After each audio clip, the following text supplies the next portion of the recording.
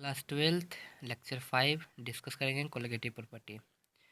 Properties of solution which depend upon number of solute particle and does not depend upon nature of solute.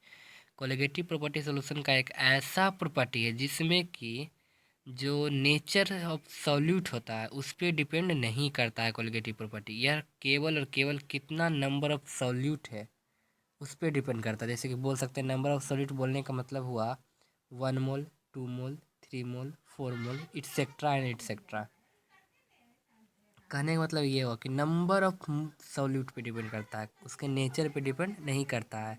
Generally class 12th में 4 property पढ़ना हम सबको। Relative lowering of vapour pressure, elevation in boiling point, depression in freezing point, osmotic pressure.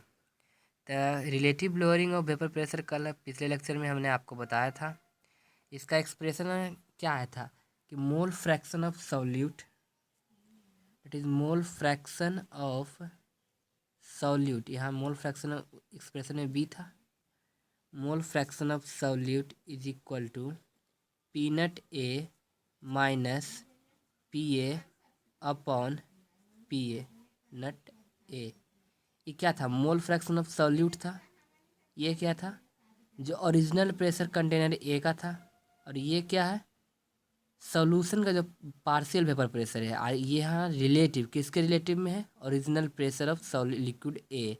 ये ए लिखा हुआ आपको clear नहीं दिख रहा होगा, हमको पता है, लेकिन बोल रहे तो समझ जाइएगा कि यहाँ पे क्या लिखा हुआ है? ए लिखा हुआ है। कंटेनर ए का प्योर मतलब कि वेपर प्रेशर है, प्योर वेपर प्रेशर है। तो ये पहला प्रॉपर्टी हो गया। दूसरा हमने आपको बताया, दूसरा प्रॉपर्टी पढ़ना है हम सबको, एलिवेशन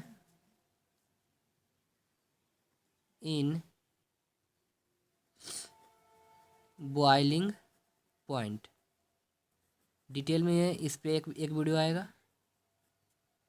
इसके बाद पढ़ना है depression in freezing point. Depression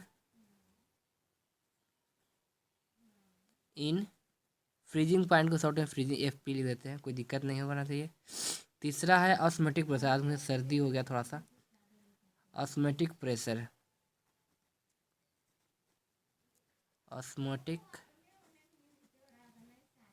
pressure यही इतना ही है colligative property. The properties of solution which depend upon number of solute properties and does not depend upon nature of solute. Solute के नेचर पे डिपेंड नहीं करता है, नंबर पे डिपेंड करता है। Relative lowering of vapour pressure कल हमने आपको बताया था। एक्सप्रेशन होता है mole fraction of solute is equal to original pressure minus partial vapour pressure upon original pressure.